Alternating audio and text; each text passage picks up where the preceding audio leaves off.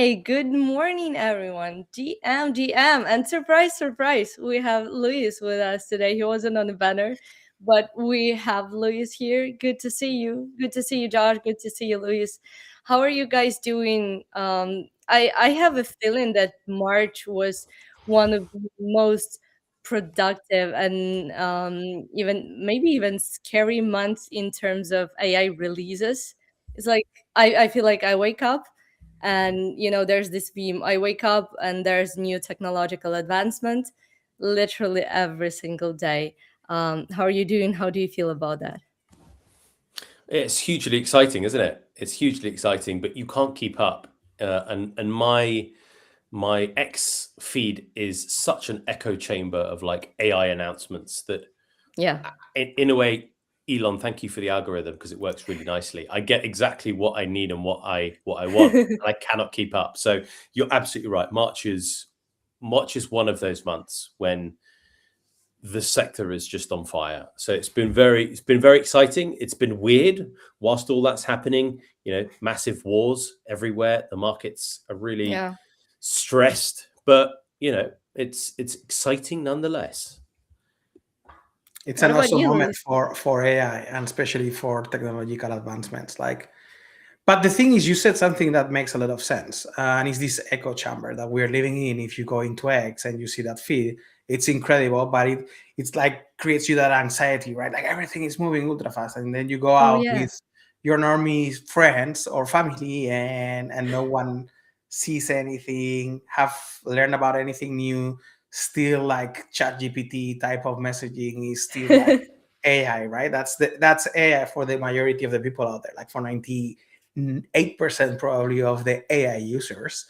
And it's cool that we live in that chamber, but also we need to be realistic of what's really hitting the world out there. Yeah. Yeah. True that. True that. I mean, it's been wild, and what actually surprised, well, not even surprised me, but I don't know if you saw this interview with Jensen Huang, Nvidia CEO. And so in his last interview, um I don't remember who was it with, but he said that he answered on the question like, is AGI already here?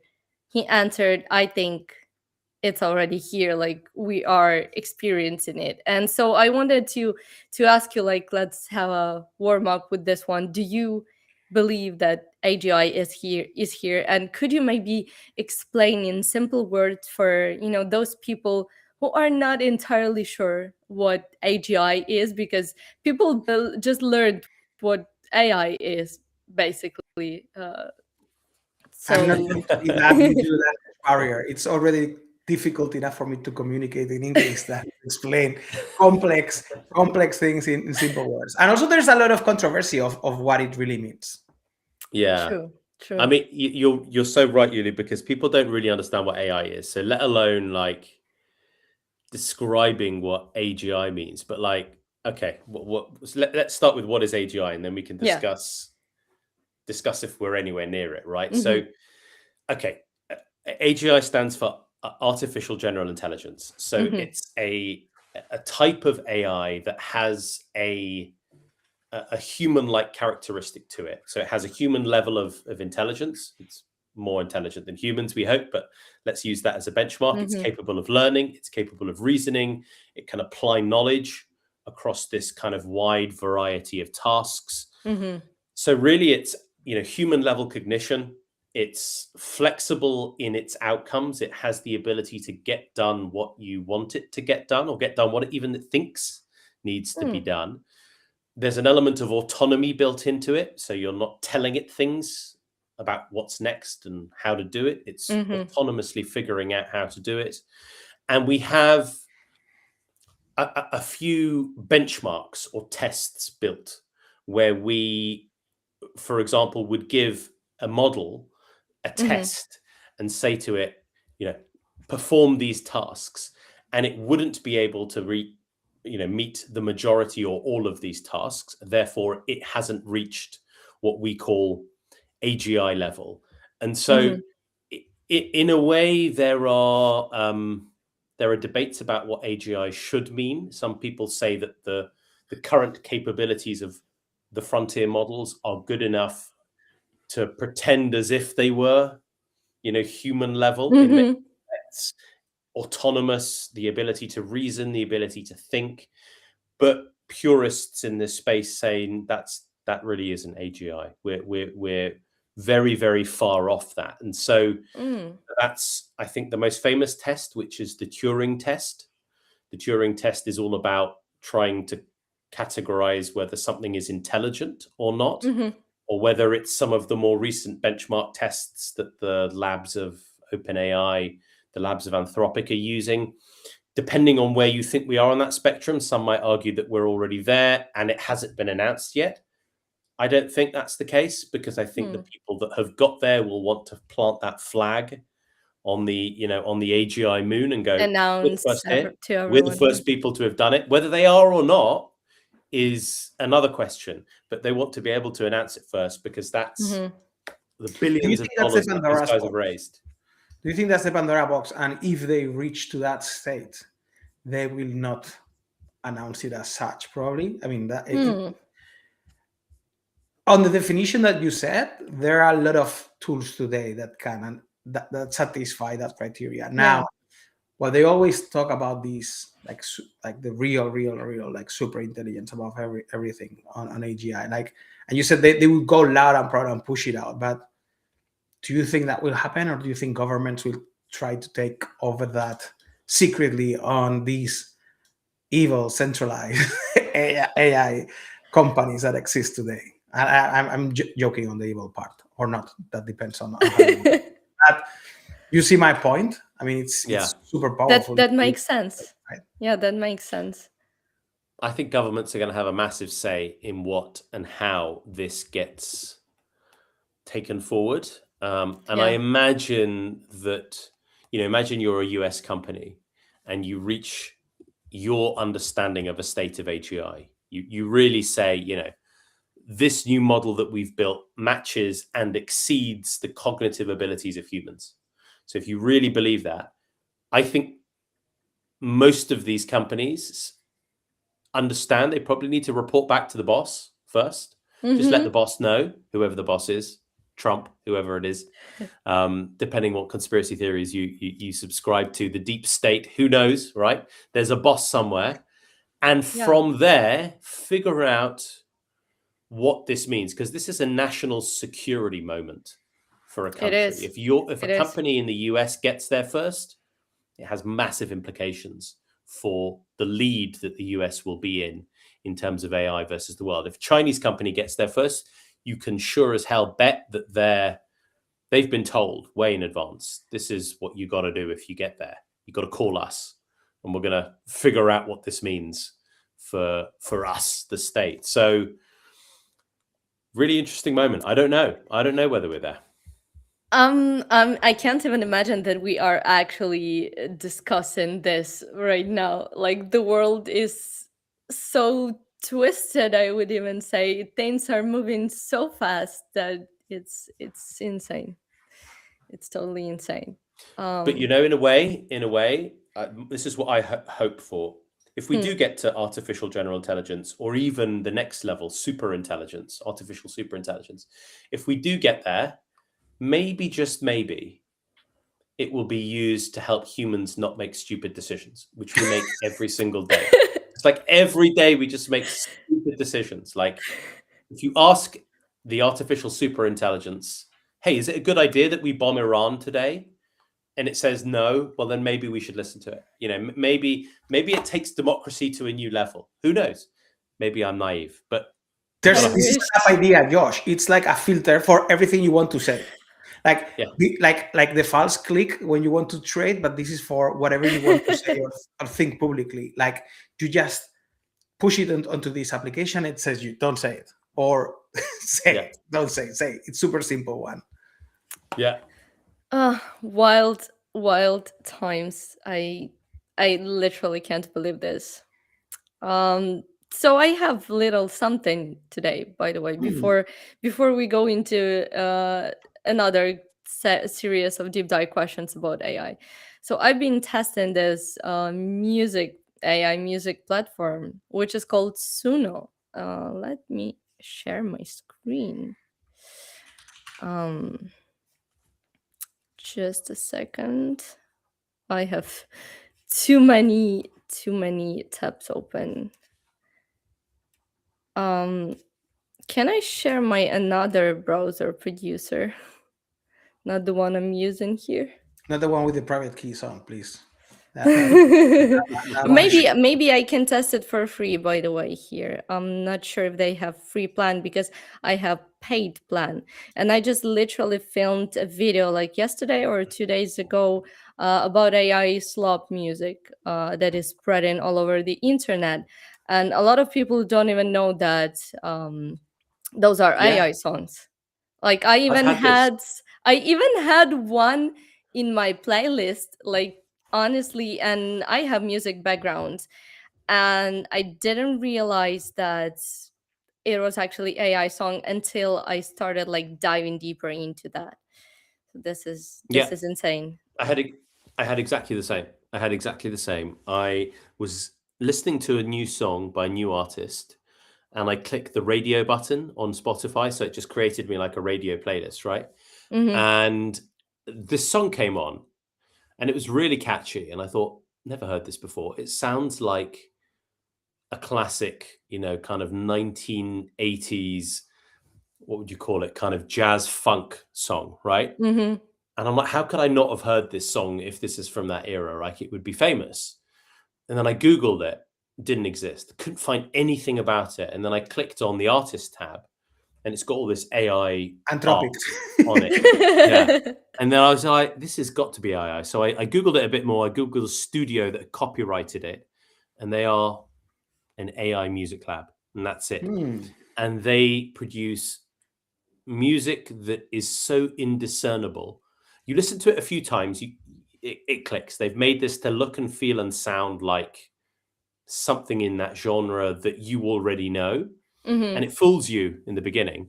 And then, actually, I think for me, when I realized that this was AI slop, I had to remove it from the playlist and ban it, because there's no artistic creativity in this thing. Well, yet, the right? prompt, maybe there's art in the prompt, right? Yes, true. I mean, Maybe. I have my own songs. It just right now I had to quickly create a new account just to test this out.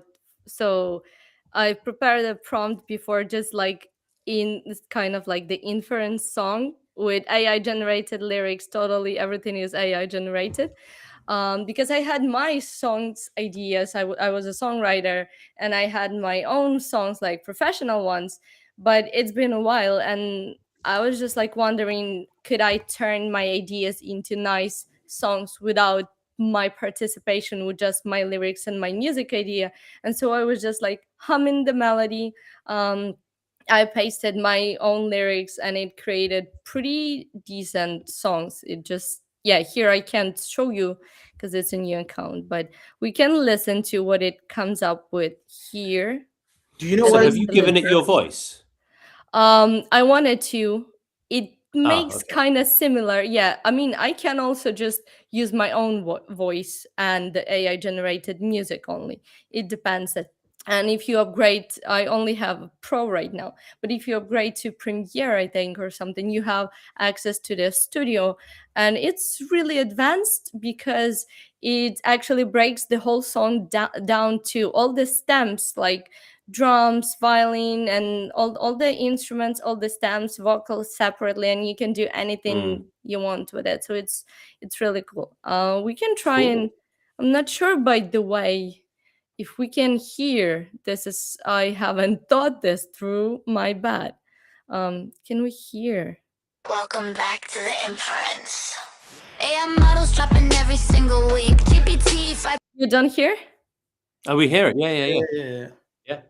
All right, let's listen. Play 4, Gemini 3, we peak. Open club, going viral. Running on your map. Well, store shut down cause the economics crack. Build or hype? That's the question every time. $1 million valuations, but can make a dime.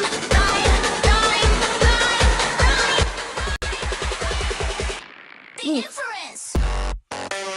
The Inference. Not bad, huh? I mean, They packed Skrillex on the back end. For the Um, first prompt, just That's generic pretty damn prompt would, good. yeah. do you know what it would be very cool that you could? I mean, you've got the styles, right? But it could be sentiments. Like, what Yeah. sentiments do you want to poke? Like, do you want Yeah. to spark like someone to be happy or sad or create some kind of addiction to that tune? Like, you could trigger those Absolutely. letters, and the more kind of dopamine addictive reduces like happiness or sadness or like other like you've got some power, but you cannot allocate 100% to everything, right? Like you've Yeah. got style Yeah, yeah. influence and wordiness, but you don't have. I mean, it would be very weird to have a song that touches all of your emotions, right? And that would be the best song in the world. And I think that there was actually like I remember Let listening me. to a study about that, like what was the best song in history. Mhm. I think the criteria was something like that it touches like all of your sentiments and it's memorable and it's a very good song Mm. on the lyrics, also on the music elements of it. I can't remember which one it was. I think I can, all right. So I can actually show you the song that one song I published. So it's created fully with my lyrics and my music idea, and I created this banner as So well. this is completely AI made. Yes, So yes. you've given it But like general you're style saying Yes. guidance. I was singing just on my phone recorder the okay, idea. The lyrics are fully mine, so it's AI song out of my idea. but it's your voice or an independent voice? No, it's AI. Okay, It's AI. let's go. And I made it like cinematic.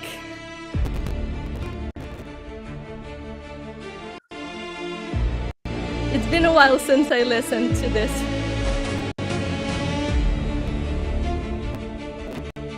Dramatic. Hmm. Yeah.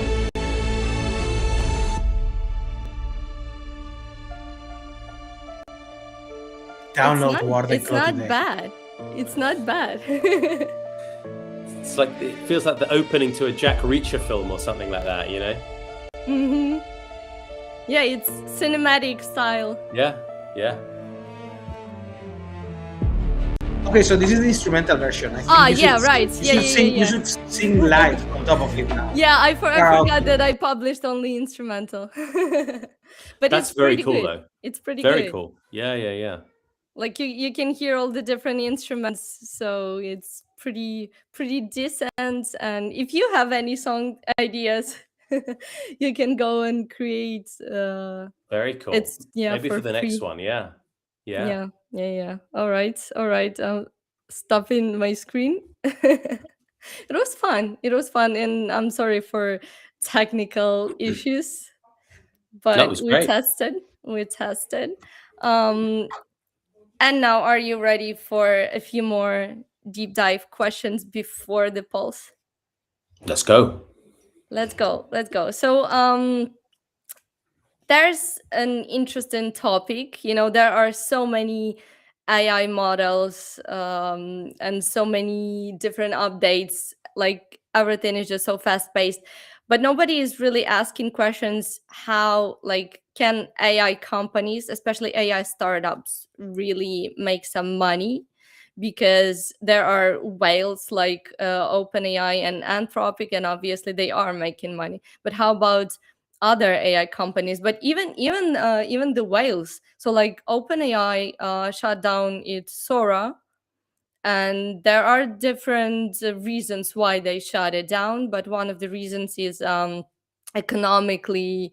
Um, it was economically needed to shut it down because it was just like not bringing enough revenue.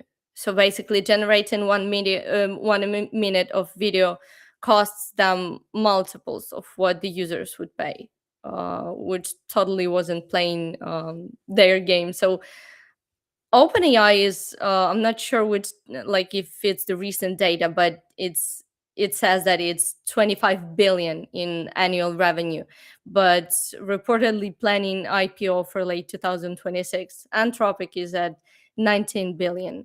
So both companies are burning billions.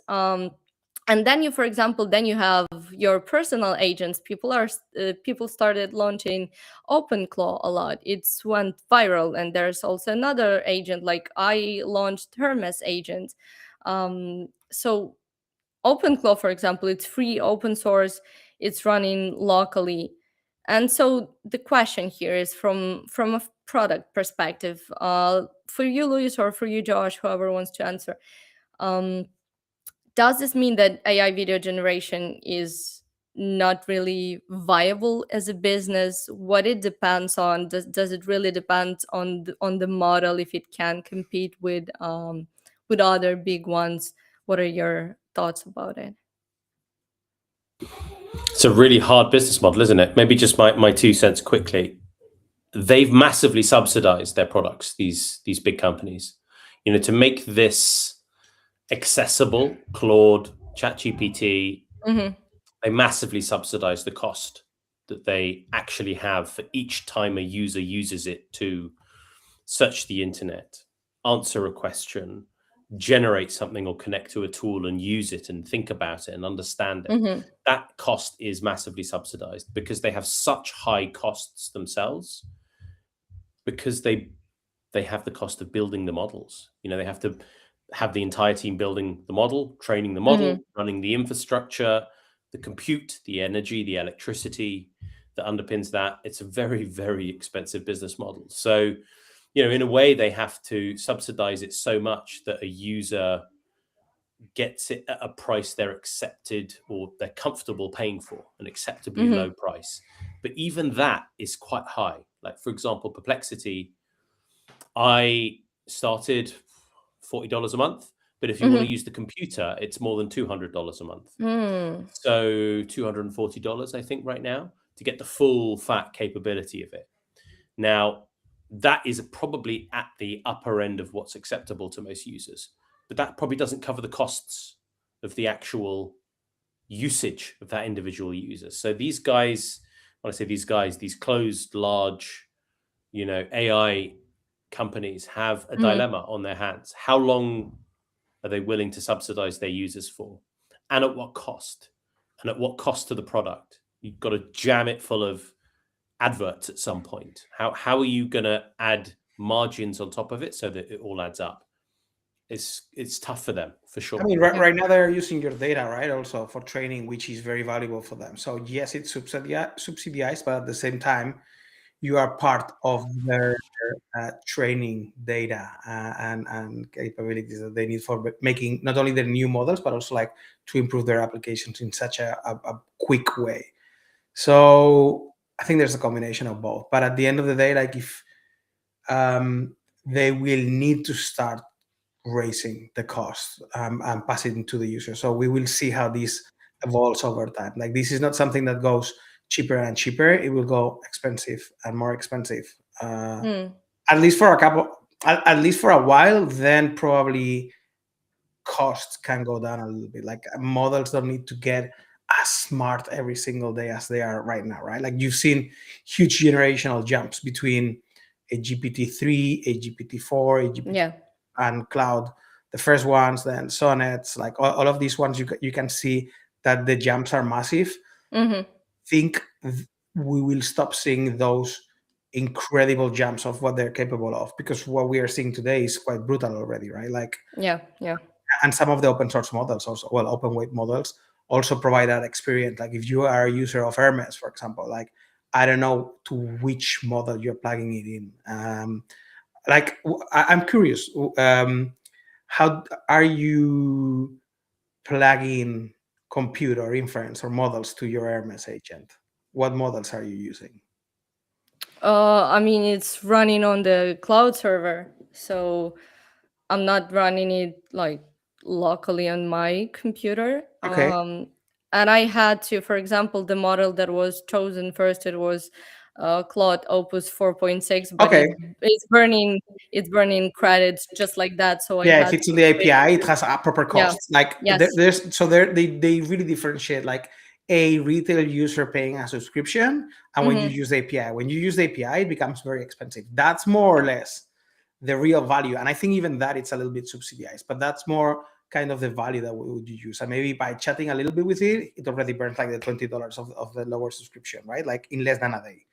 Yeah. I had to switch to Sonnet because I Okay. just noticed that Opus was like burning too fast. And what do you think? Like just a couple of days ago, there was this new release from Google. They posted that now they launched Turbo Quant, and it should make AI like six time less using 6 times less memory or something. So it means that in theory it should make AI models like cheaper, faster, and all that. But is it really gonna happen that way?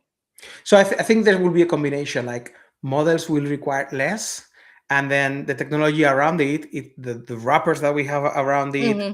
the special build processors for that. Like today we are using like GPUs most of the time, right? I think Hmm. yes, there are like some CPUs, but that really doesn't work. But really building specific chips for AI compute and the existing models, and everything will become more efficient over time. So yes, we will see at some moment some reduction of the cost of the inference going Hmm. down. But short term, these centralized AI companies will need to raise their subscription for the user. Yeah, not really good for users, but I mean everybody has to eat. Um, and so another like there was this scandal almost. So Cursor, um, I think they're valued at evaluation at 29 billion or something. So Cursor is a famous coding assistant, and they launched their Composer 2 last week. And like 3 days later, basically they confessed that it was built on top of Moonshot AI's Kimi, Chinese open source model. And so they admitted that like roughly 25% of compute comes from this Chinese model. And is it like, can we say that Cursor is a wrapper around a free Chinese model, But or I does think they're this? building the platform, right? It's not only about the models they use. Like a lot of people in Cursor plugged in like Anthropic models or other stuff, if Mhm. I'm not mistaken. So I think it's a combination of the evaluation of the platform and how they're using those models. So it's like the secret sauce there is not only a model, it's like the prompt behind it, the fine Yeah, tuning of the model, like all of those yeah, things, and the distribution that they have. I think that's what's really valuable, right? On that part. Yes, maybe the there was an issue on that topic, but I think openness wins. And when I mean openness is the capability of switching any model that makes your software and that makes your users having the best performance possible. yeah. But I mean, it's pretty wild when a company as big as that admits that they were secretly using another model as another company's model as their base for training. Yeah, I mean, they set out to achieve a goal in Cursor 2, which was to make the basic coding tool much cheaper, which means that you can do more cheaper using it. So it would do Hmm. the majority of the basic to medium coding tasks using this cheaper model, which means that it can just do more for you at a cheaper price. And so Yeah, they kind of hit that goal. So instead of hiding it, they should have just been honest and been like, hey, we think Kimi's great, does the job for us yeah, behind the scenes. As Luis said, the platform is the secret sauce here. Anyone could point a task at Kimi and say, hey, do this for me. But yeah. unless you've got all of the different scaffolding around it, it's not going to build you shit. So they should have True, actually celebrated this as a big win. It's true. a bit of an own goal there. Yeah, after that, Kimi actually celebrated because I think they posted something that like they are proud that their model is being used for such purposes. Yeah, I mean, of course, they should be proud. Yeah. absolutely. Um. Yeah, I think that I had a couple of other questions, but how about we just go to the straight to the polls? I'm curious because it's been a minute, and there are so many new things going on. Sounds great. Let's do it. Let's go.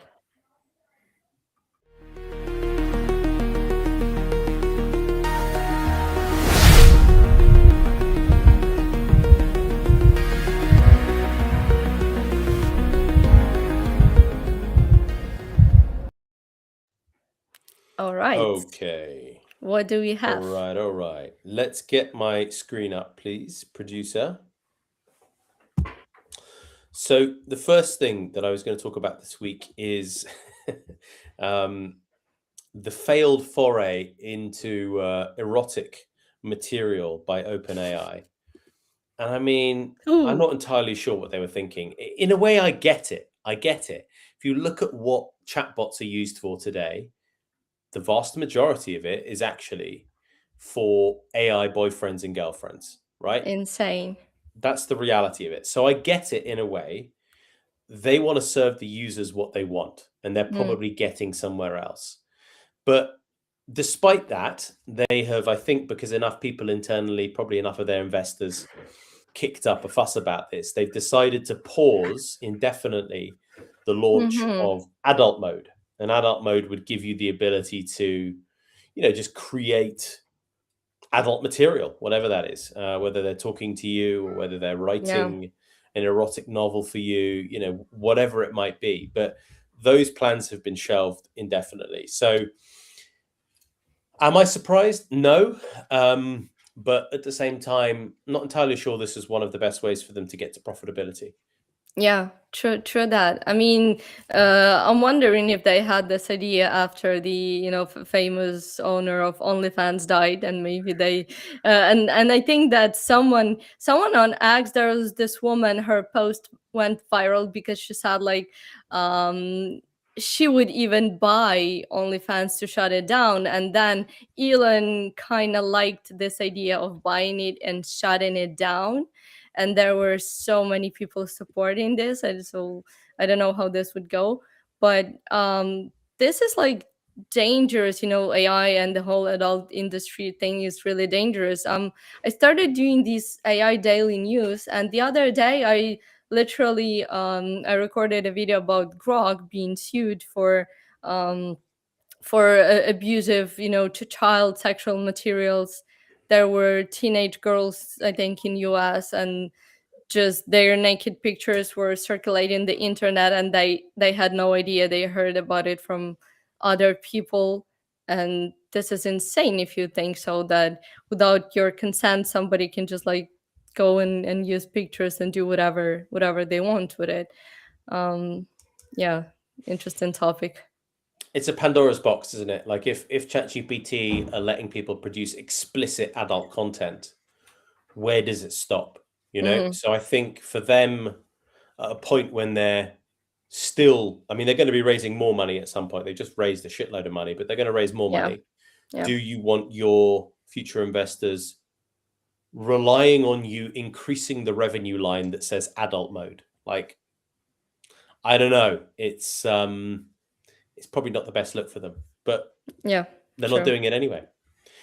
So on to something we touched on earlier, Turbo Quant, which is a great name. I love that, Turbo Quant.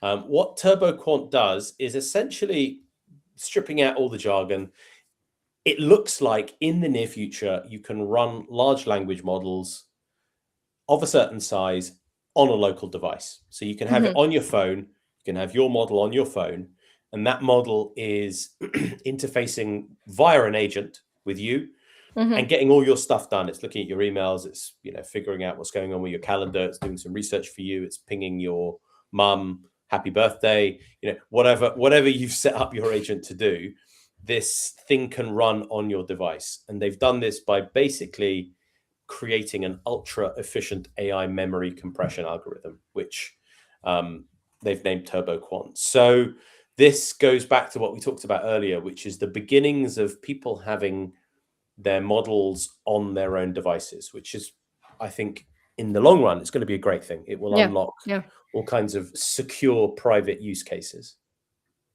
True that. I mean, Elon, I think, said that this year is gonna make more millionaires and billionaires than all the previous years altogether.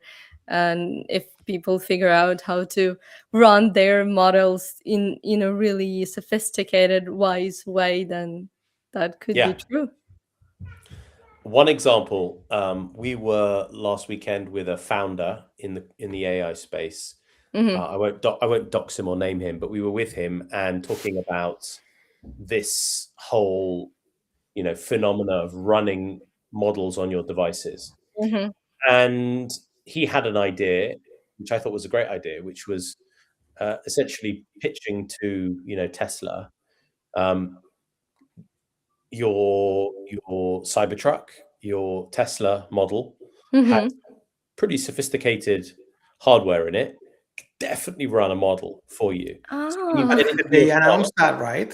in the Whoa. morning, well, it has Grok, it can do that, and it can talk back to you and do stuff, but it's not an agent. It doesn't integrate with your No, but I think they've calendar. announced that, and Elon announced two things there. One is creating this decentralized network of idling compute, which is the chip that they've got in the Teslas is quite powerful Mhm. for AI Mhm. compute. So they say whenever your Tesla is parked and it's charging, it can be a distributed network for compute. Like they can aggregate all of that compute power of all of the Teslas over the world when they're Insane. charging and serve it as compute capacity, which is very smart if you think about it. And then he said the next thing, like whenever you set up all of your working tools on it, when you are driving towards your work, it will Mhm. start doing your work for you, your briefing, Exactly. filling in your inbox, all of those things, and chatting Wow. with you on the way, which is actually quite good.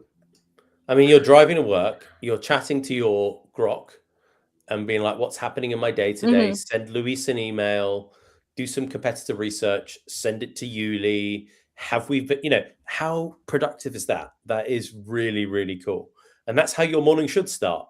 I mean, Yeah. I have a then you friend can, that has a commute of 1 hour. He has a Tesla, but he actually uses the erotic mode, I think, or the adult mode on Grok. But I think it's more on his way back, actually. Like I wanted to highlight that before, but I think now it's better introduction for both topics. there we go. There we go. Like a Well, sci-fi movie. talking Ooh. about sci-fi movies, Melania Trump, she would like humanoid robots to help homeschool your kids. I'm not sure if there's a Mm. video. Here we go. There's a video of this. It's intensely creepy. It's really, really good. Don't know if you can see Ooh. that. Yeah, There yeah, you yeah. go. And there you go. Walking in with. Oh. There we go. They kind of walk the Oh my same, don't god. they? It's good. Yes.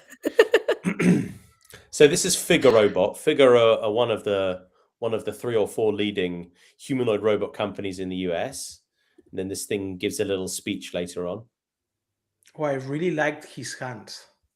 Like no, Hey, because you like I this? You think like if you put it humanoid hands, on don't his you? chest or on on its chest, the way he moved the fingers was like it felt really human, actually. True Yeah. that. So what these guys want you to do, and I think it's a good idea. I mean, is these things can educate as well as serve. They can clear the kitchen table after breakfast and load up your dishwasher. All those incredibly important things. They can also educate your kids, right? Imagine your kid has got a maths test coming up. Put it in front of the Figure robot. Get it to practice its algebra with it. Why not? I think it's slightly creepy, don't get me wrong, but it is very, very, very useful. And I think that's the beginning of, I mean, imagine how wild this can get, right? Teacher shortages, forget them. The cost of Oh. opening a school, forget it. One robot, 20 kids in a room.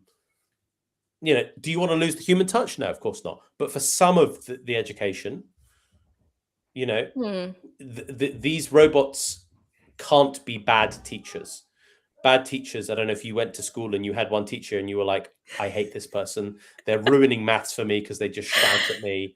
Like, everybody has an experience with good and bad teachers. Yes. What if you could just have a good teacher that's patient, that's not yelling at you when you can't remember the difference between, this algebra equation and that algebra equation?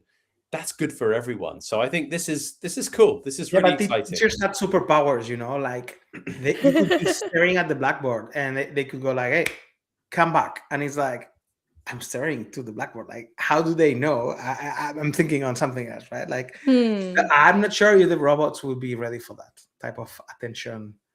Well, maybe they'll be even sensors, smarter with their perception. Yeah, they'll be scanning our Could people's be.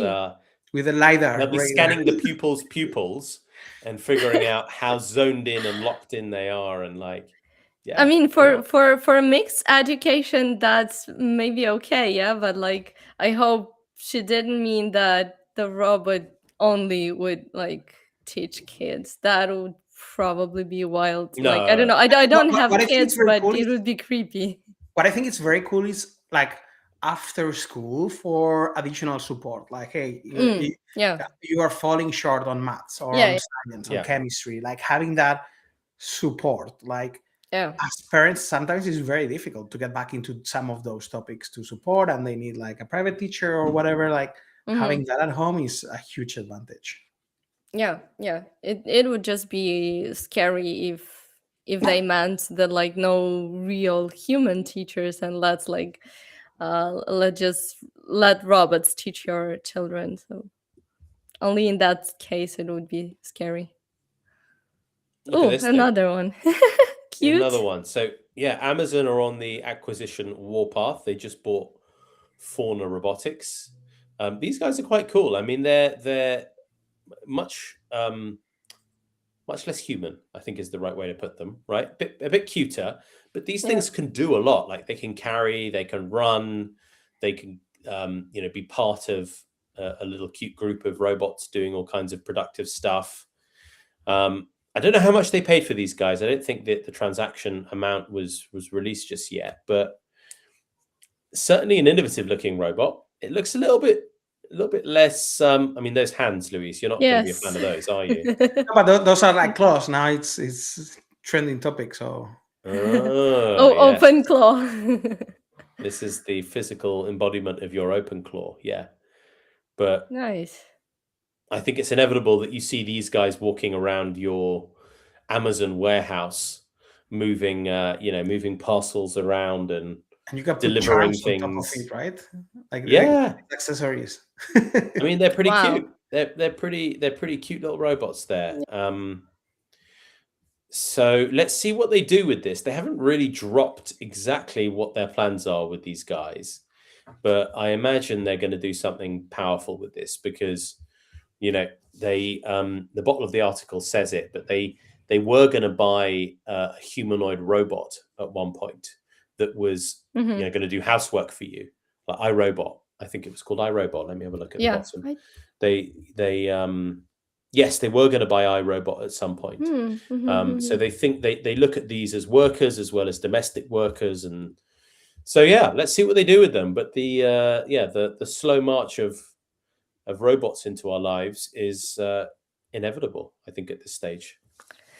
Yeah, true that. True that. I mean, so far I only saw like these. I mean, it's a robot at the supermarket. You know, the one that like, um, in Poland I saw this robot. So it was like cute. It had like kitten ears, and if you could even like kind of like pat this robot, like you place your hand and it's like, ooh, those eyes go all cute, and it has these some of the products on top, so it's like driving around and there are some products on top.